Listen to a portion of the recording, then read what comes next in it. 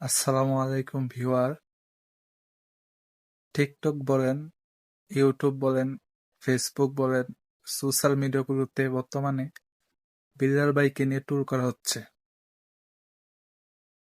আসলে মানুষের দ্বারাই তো ভুল হয়।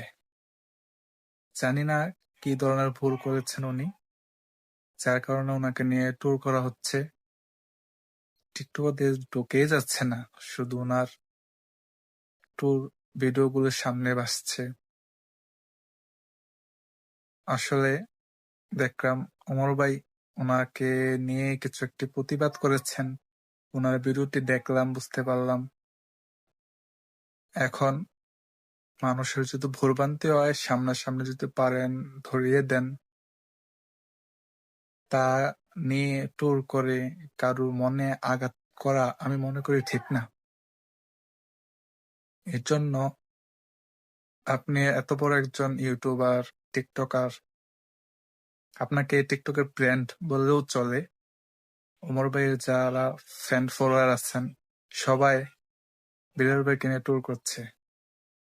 আসলে আমি ভাবলাম, আমি যদি তার জায়গাত হই কিংবা আপনি তার জায়গাত হন, আপনার মন মানসিকতা কেমন থাকবে আসলে। এর জন্য কেউ যদি উপরে উঠতে চায়, তাকে টেনে হেঁচড়ে নিচে নামানোর জন্য যদি আপনি কায়দা করেন, তাহলে আপনি নিচে নেমে যাব। যাকে আল্লাহ তোরাতায় সে উঠে যাবে। আসলে আপনার ফ্যান ফলোয়ার ভক্ত অনেক, দেখলাম প্রায় 15 মিলিয়ন ফলোয়ার। ইউটিউবেও দেখলাম 5 মিলিয়ন, ফেসবুকে মোটামুটি অনেক। তো ওনার তুলনায় আপনি অনেক উপরের লেভেলে। তাকে নিয়ে ভিডিও করে আপনার ফলোয়ার্সদের মধ্যে তাকে জনপ্রিয় করে দিলেন, চেনা পরিচিত রূপ বানিয়ে ফেললেন। আসলে কেউ জানতো না, আমিও চিনতাম না বিল্লাল ভাইকে। আপনার ভিডিওর মাধ্যমে চিনলাম আসলে তাকে নিয়ে ট্রোল করছে।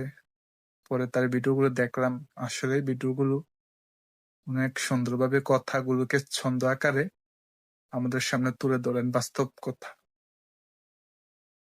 বই রেখেছেন, বইয়ের দাম যদি বেশি হয় ধরিয়ে দেন, বলেন।